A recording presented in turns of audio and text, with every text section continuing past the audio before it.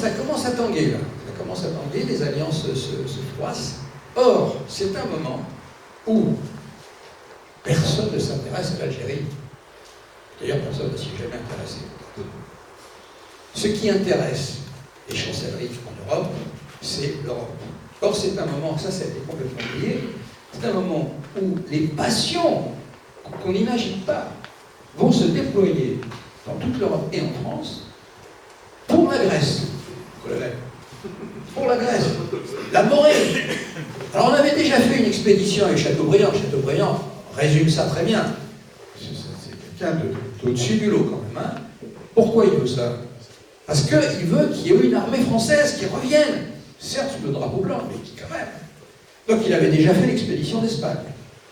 Un truc franchement difficile à expliquer. Mais c'était voilà, l'application du Saint-Empire, de la Nouvelle Alliance, de la Sainte Alliance. Donc, il y a une armée française, composée essentiellement d'anciens officiers bonapartistes, napoléoniens, et qui retrouve là un champ d'action pour rétablir le monarque que 15 ans avant, on avait mis par terre. Ça, ce sont les méandres et les apories de la France, il va falloir s'y habituer. Malheureusement, on en paye aussi les conséquences. Mais c'était ça, on voulait montrer. Alors avec l'affaire Grec, alors là c'est formidable, parce que ça va être la première fois, peut-être depuis les pentes 1571, donc là on revient au XVIIe siècle, là, on avait arrêté les Ottomans. Quand je dis on, c'est toute la chrétienté, sauf la France. La France ne participe pas à la bataille de Lépante, parce qu'elle est alliée des Ottomans. Eh oui, et on sera allié des Ottomans jusqu'en 1914. Alors, certains disent qu'en 1914, c'est quand même un accident de l'histoire qu'on se soit trouvés les uns contre les autres. Et voilà que là, dans ces années 1830, on va pouvoir pour la première fois faire reculer l'Empire ottoman et libérer des terres européennes chrétiennes. Là, vous avez tout ça dans Nikos Kazantzakis, vous avez une littérature formidable, que ce soit, et on parle de la Grèce, c'est-à-dire de la Crète, de Rome, etc. Il y a un enthousiasme qui réunit l'ensemble du champ politique. Enfin, les gens de droite, c'est parce qu'on va libérer les chrétiens. À l'époque, on associait les deux. Et les gens de gauche, ben, c'est la démocratie, on va rétablir. Donc tout le monde y est. Lord Byron, il mourir. C'est le Bernard-Henri Lévy de l'époque. Hein. C'est des gens. Mais eux, ils y vont au bout du fusil, vraiment. Ils meurent. Vous avez ce problème-là. Vous avez le problème de ce qu'on appelait les frontières intérieures, les frontières naturelles. Ça aussi, c'est des trucs qui ont complètement disparu. Il vaut mieux l'avoir dans un point de mémoire parce que ça pourrait revenir. Hein. Frontières naturelles, ça veut dire que la France voudrait bien revenir, de même qu'elle voudrait avoir son armée, elle voudrait bien avoir ses frontières naturelles pour lesquelles elle s'est battue héroïquement, glorieusement, qui sont le Rhin et la Meuse. Voilà. Et si nous l'avions gagné. Et lors de la première chute de Napoléon, cela nous avait été garanti en traité. Et ce n'est qu'après le retour des 100 jours, que là, bon, si maintenant vous nous avez bien tué, hop, on vous retire les frontières naturelles. Or, ils sont obsédés par le retour des frontières naturelles. Et ils vont avoir le jeu, on ne parle pas d'Algérie, vous allez voir le lien, mais c'est sans arrêt comme ça, c'est-à-dire que l'Algérie devient une espèce de jeu de quilles, c'est le troisième rebond dans un billard que personne n'avait compris quand on était en train de jouer une partie. Les Russes, toujours les mêmes, hein, je les avais aujourd'hui. Bien sûr qu'ils sont à Constantinople, mais ils sont là depuis toujours. Crimée, tout ça, c'est à eux. Ils veulent prendre Constantinople. Mais c'est très sérieux. C'est pas, aujourd'hui on dit, mais vous parlez, vous rendez compte, ils rentrent dans le Donbass, ça fait un drame international. Là, il s'agissait qu'ils prennent le contrôle des détroits. Et pour eux, ça, c'est pas la géopolitique, hein, toujours. Le contrôle des détroits, donc le contrôle de Byzance, de Constantinople.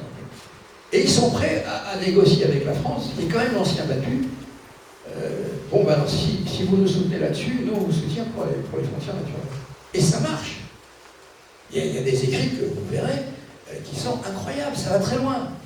Enfin bon, à un moment donné, la Prusse, elle est là, et il n'est pas question que la France n'a pas fait tout ça pour être frontalière, installer ses troupes de Prusse sur le Rhin, c'est pas pour lâcher. Alors qu'il n'y a pas de continuité territoriale. C'est terrible ce qui a été fait en 1815. C'était terrible. On a installé la Prusse sur nos frontières. Il n'y avait pas question de ça. Et donc il y a une espèce de jeu là, comme ça, et personne ne sait très bien comment s'en sortir. La monarchie de Juillet, Louis-Philippe passe la main à Charles X. Il faut savoir que Charles X, c'est quand même le frère de Louis XVI. Vous vous rendez compte? Donc c'est un vieux monsieur. On se demande s'il a compris dans quel monde il était, parce que tout ça avait changé 10 fois entre-temps. Hein. Et à ce moment-là, vous avez cette opération, une actualité brûlante, on n'a même pas en abusé, où il décide de faire une opération à Alger pour établir le nord national. Alors là, ça marche toujours. Alors qu'est-ce qui se passait? C'est qu'il y avait une vieille dette, qu'on appelle la dette Bakri, qui sont des juifs d'Algérie, mais ce n'est pas des juifs qui étaient là, la communauté juive en Algérie, elle est là avant les Arabes. Avant les Arabes, bien avant les Arabes. Là, ce sont des juifs de Liban qui sont installés là et qui servent de financiers. Cette dette a servi à sauver l'armée de la Révolution qui mourait de faim, parce qu'on a pu importer sans payer du blé d'Algérie, en passant par les ports justement de Colo, etc. Ce qui montre qu'ils produisaient à ce moment-là. Et bon, c'est pas payé, mais on va vous payer, il n'y a pas de problème. C'est vrai, au bout d'un moment, c'est l'Orient, enfin quand même, au bout d'un moment, il faut payer. Évidemment, l'intérêt est devenu supérieur au capital, mais personne ne veut payer. L'État français, honnêtement, personne ne saura jamais le dire, a payé. Mais a payé à qui? Certains pensent que Talleyrand a pris la moitié pour lui, mais on prête qu'aux riches. Que le consul français à Alger, qui est un homme de Talleyrand, bref, vous connaissez l'histoire, 1827. Là, on arrive comme ça, alors qu'il n'y avait aucun projet. L'éventail, le coup d'éventail. Le coup d'éventail, on est très fâché. On fait le blocus. D'accord. Et après, on fait le blocus. Et après, il y a toujours le blocus. Donc il y a un blocus qui dure 3 ans. C'est compliqué de tenir une ville en blocus, avec, vous imaginez, la marine de l'époque. Hein. C'est très compliqué. Surtout qu'il faut la dégarnir pour aller en Morée. Donc, bon, ça commence à bien faire cette histoire. Donc on se dit, bon, écoutez, on va renvoyer. Finalement, c'est pas très juste ce qu'on a demandé. Ce Bakri, c'est un voyou. Aussi, au moins, le D pouvait dire qu'il regrettait, ben, il regrette, et puis on en reste là. Oh, il y va. Le D dit qu'il ne regrettera pas.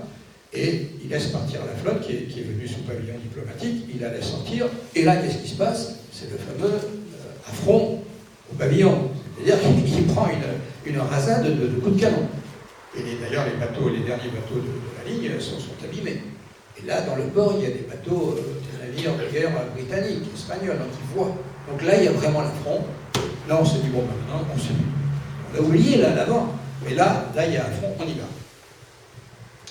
Donc là, on voit le jeu extrêmement ambigu des Britanniques, parce que c'est pas normal que ce dé d'Alger ait tenu si longtemps entre nous, alors que celui de Tunis et celui de Rabat avaient arrêté les histoires du captif, etc. Mais on leur avait dit, ils ont compris.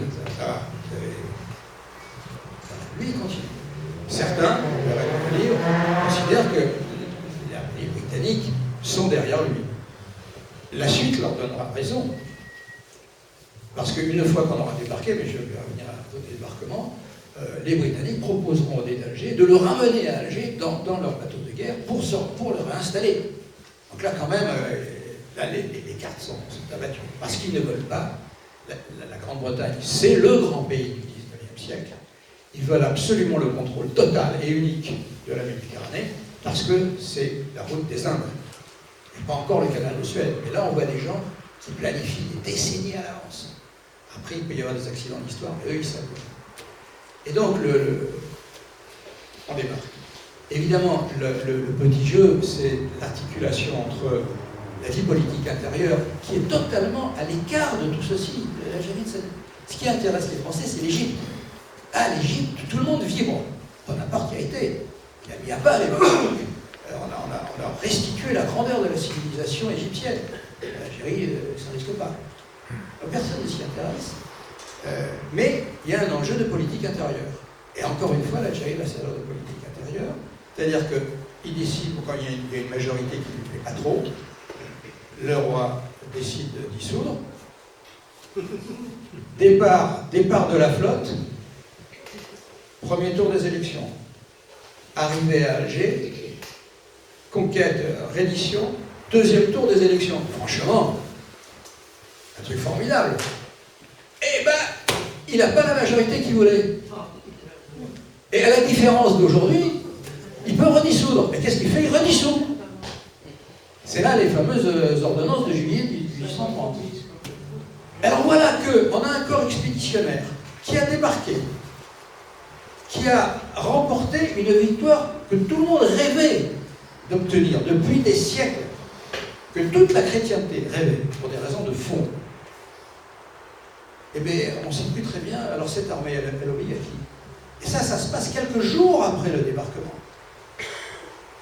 Quelques jours. On ne sait pas.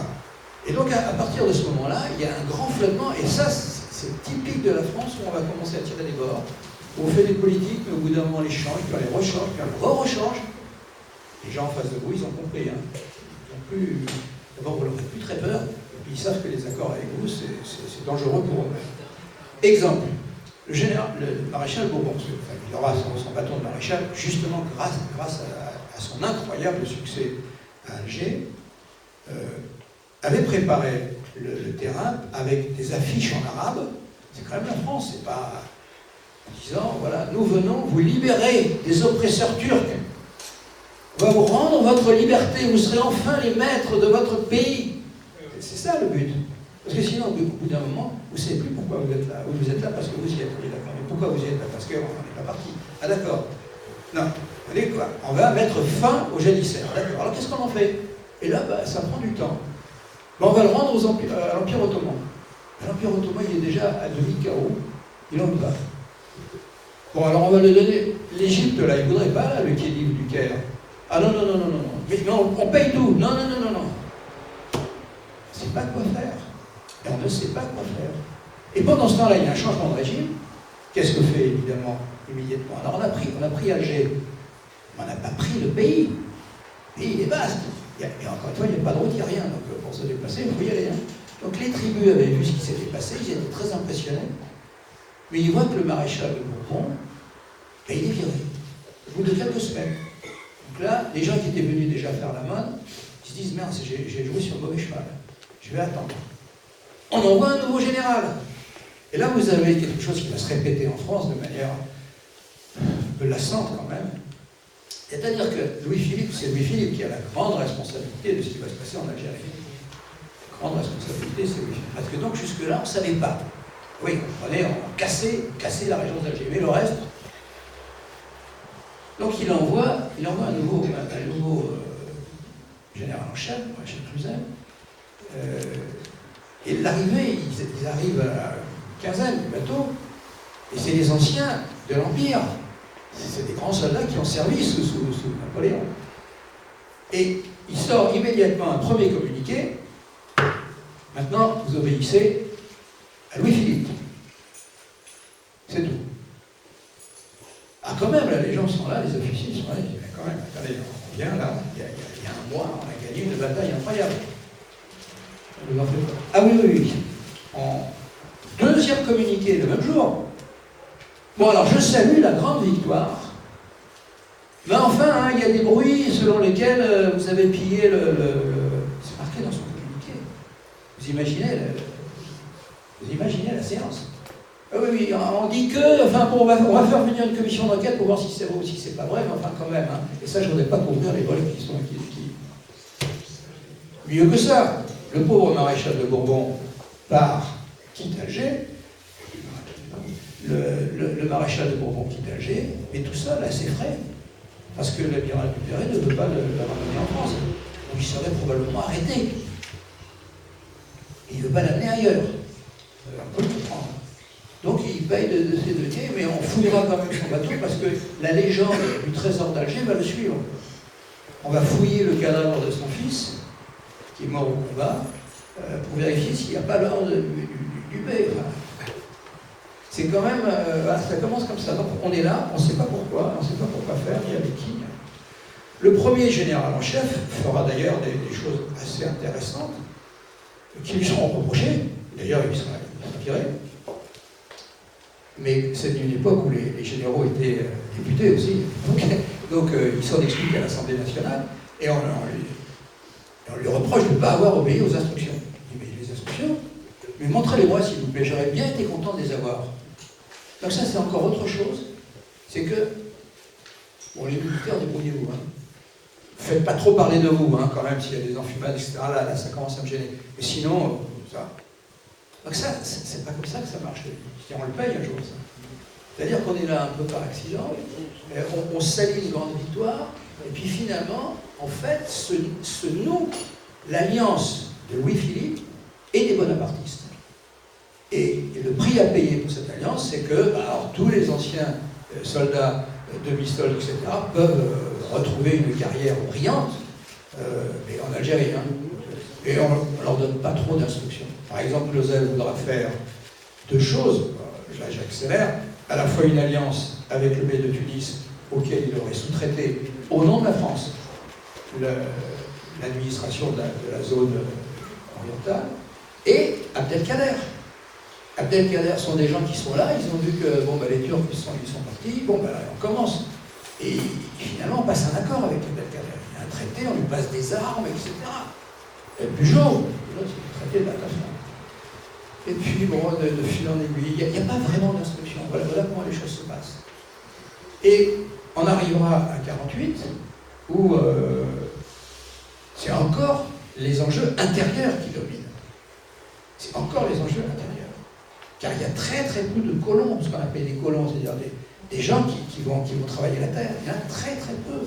Les Français ne sont jamais émigrés. La plupart d'ailleurs ce sont des Maltais, des Espagnols, des Siciliens, c'est des gens comme ça, il y en a très très peu. Donc on commence à se demander, mais alors finalement on fait ça pour qui? Parce que les Français il n'y en a pas. Après vous avez une longue période très intéressante qui est celle du Second Empire, qui va faire exactement l'inverse complet de ce qui venait d'être fait. Mais complet. Vous verrez les citations de Napoléon III, c'est absolument formidable.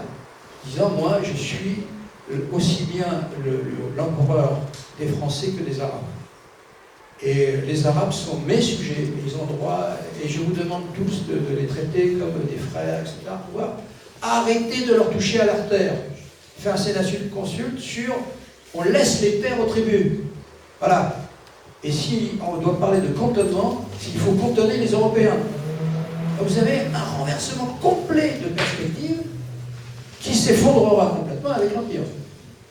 Et à ce moment-là, vous avez encore une autre période sur laquelle il y a un nombre de silence, c'est le grand soulèvement qui suivra l'effondrement de l'Empire, dirigé par El-Mokrani, où là, peut-être que c'est là que la difficulté sera la plus grande, parce qu'avant, on a peu de monde, il y a des tensions, mais globalement, la terre n'est pas touchée. Là, avec Mokrani, on va spolier pratiquement un tiers de l'Algérie. Donc là, il y a une dépossession des terres qui est majeure. Alors là, on voit la différence avec les Turcs. Les Turcs n'ont jamais touché à la terre. Ça fait complètement. Et là, il y aura une politique favorisant les colons. Et toute la Troisième République, ce sera un moment où la Troisième République dépendra souvent des votes des députés français, pas arabes, à l'Assemblée nationale. Et donc, on voit bien l'orientation que ça prend. Je voudrais terminer là sur le cas, justement, à ce propos, des Juifs. Parce qu'avec la communauté juive d'Algérie, on a vraiment petit résumé des choses ni faites ni à faire, le côté désinvolte souvent des actions de la France. Le problème en Algérie n'a rarement, à de rares occasions, été un problème militaire. D'ailleurs, si ça avait été qu'un problème militaire, on le sait encore. C'est un problème politique. Et c'est l'échec d'une politique ou son incohérence, parce qu'on peut toujours en prendre une, mais si on s'y tient, on va éventuellement avoir des résultats. Et si on en change tous les 15 ans, alors là, vous êtes sûr d'avoir les inconvénients de toutes les politiques. En ce qui concerne les Juifs d'Algérie, ce sont des gens qui étaient donc là avant les Arabes. C'est le décret Crémieux en 1870, alors que Paris est encerclé, que le gouvernement de la République naissante, qui est un gouvernement de fait, pas d'élection encore, est encerclé, c'est le ballon de Gambetta, et il y a, dans un autre ballon, il y a Crémieux, qui est le président ce qu'on n'appelait pas encore à l'époque le CRIF, c'est ça, qui décide que tous les juifs d'Algérie seront citoyens français. On peut s'en réjouir, on peut le regretter, si vous voulez, mais on ne leur a pas demandé leur avis. On n'a pas demandé leur avis. Et ce n'est pas individuel, c'est pas vous le demandez, je vous l'accorde. Non, non, non, vous êtes là, allez, vous êtes tous citoyens français. Bon, très bien, très bien. Juridiquement, ça ne vaut strictement rien. Mais voilà, c'est là. D'ailleurs, là aussi, on voit des traits de caractère de la France quand même qu'il faut analyser si on veut éviter de répéter les erreurs. Thiers, élu, suffrage universel, rétablissement de l'Assemblée nationale, une des premières choses à faire, c'est qu'on va retirer ça. On va retirer l'attribution de la nationalité française au juif d'Algérie. Et puis, franchement, on a autre chose à faire. Il y a la Commune de Paris, il y a tout ça, on a autre chose à faire, on fait autre chose. Et donc, les Juifs resteront français jusqu'en 1940. Donc, on a donné la nationalité à une partie des indigènes, je prends ce mot-là sans aucun sens péjoratif, hein, les natifs, les aborigènes, je ne sais plus comment dire, on est tous empêtrés par les mots là, alors que c'est simple, hein, les indigènes. On ne l'a pas donné aux autres. Parce que si on le donnait aux autres, c'est sûr qu'ils étaient majoritaires. Et là, le pouvoir politique changeait. Donc c'est bien, vous voyez, c'est bien une question politique. En 1940, on recommence, on retire la nationalité aux Juifs, comme on l'avait fait en France pour ceux qui étaient naturalisés récemment. Donc là, tout de suite, on retire tout. Bon, 43, décembre 42, les Alliés débarquent, les Français arrivent, mais c'est les Français Giraud de Gaulle, ils sont tous les deux là à ce moment-là. Il faut suivre parce que c'est pas après coup, on voit tout le résultat, mais ça demande de la sédimentation. Et au début, personne ne touche au statut des Juifs. Puis quand même, c'est Hannah Arendt, la grande philosophe allemande réfugiée aux États-Unis, qui fait des enquêtes, parce qu'il y a la presse américaine. Eisenhower, il est à Arletty. Donc les Américains sont là, ils sont les maîtres en fait. Hein. Bon. Et quand même, aux États-Unis, il y a la presse, quand même, les Juifs d'Algérie, quand même, on ne leur redonne pas la citoyenneté, ça fait des ordres. Or, les militaires, par exemple, les professionnels, ils veulent la paix sur leurs arrières. Hein. Eux, ils vont se préparer à attaquer la Sicile. Alors, vous commencez pas à répéter avec vos histoires derrière. Donc, ça commence un vague magma. Oui, non, mais on va en parler, mais après la guerre, on est d'accord, c'est après la guerre. Et puis, quand même, ça ne marche pas, donc, allez, on signe un décret, on le rétablit. Mais les musulmans, entre-temps, ils disent aussi, oui, mais attendez, et nous, là? Ah oui, non, mais alors, on la rétablira pour les Juifs en même temps qu'on étudiera le cas des musulmans. Ça ne marche pas non plus. Donc, on rétablit les Juifs, mais on leur dit, non, mais vous inquiétez pas, c'est provisoire. Et c'est un provisoire qui va durer. Et ça, voilà, donc on arrive assez vite, c'est pour ça que j'arrête le livre en 1945, c'est qu'arrive à cette époque-là, le manifeste du peuple algérien de Ferhat Abbas. Ferhat Abbas, qui est quelqu'un, il n'y a pas plus d'expression de l'amour de la France que Ferhat Abbas, pharmacien de Sétif. Il dit, j'ai cherché l'Algérie dans tous les cimetières, je n'ai jamais trouvé. Voilà, c'est grâce à la France qu'on peut enfin commencer ce que les Ottomans avaient négligé, ce sont ces paroles, de créer une nation. Réaction en cabane. Bon, à partir de là, vous vous retrouverez 10 ans plus tard à la tête du GPA, du gouvernement de la République provisoire algérienne, que naturellement la République algérienne mettra en cabane quelques mois après son arrivée. Et bon, on se dit, il y a un grand gâchis quand même. Et donc, et je termine là-dessus, il faut avoir tout ça en tête pour ne pas recommencer ici les erreurs commises là-bas. Et en particulier, le discours à l'égard des enfants de cette immigration ne doit pas reproduire les erreurs commises là-bas. Par exemple, il n'y a que des citoyens ici, il n'y a pas de communauté. La laïcité, c'est pour tout le monde, elle n'a jamais été appliquée en Algérie. Jamais. Peut-être que d'ailleurs que l'Algérie française est morte de ne pas avoir été française, totalement. Parce que là, ça aurait voulu dire la citoyenneté aux Arabes. Donc vous voyez, il y a de quoi en tirer des leçons. Ne pas avoir peur de parler du passé, mais complètement, et il n'y a rien à rougir. Bien sûr qu'il y a des choses, on ne va pas fêter le 1er novembre 1954, hein, oui, bien sûr. Et les enfumades, personne, mais il y a aussi des faits d'armes formidables, et on n'a pas à en rougir. Par contre, l'échec politique, lui, il fait méditer. il est à méditer, surtout pour aujourd'hui. Ne pas recommencer les erreurs. Et donc traiter les gens comme des citoyens d'une république laïque. La religion, c'est à part. Évidemment, pour des gens qui viennent d'un imaginaire qui n'a rien à voir avec ça, c'est compliqué. On leur applique le droit du sol qu'on n'a jamais appliqué en Algérie, à eux-mêmes. Compliqué. On refusait à leurs parents d'être citoyens français alors qu'eux, ils le sont d'autorité. Compliqué. Moi, je comprends que... raison de plus pour être clair. Voilà, merci de votre attention.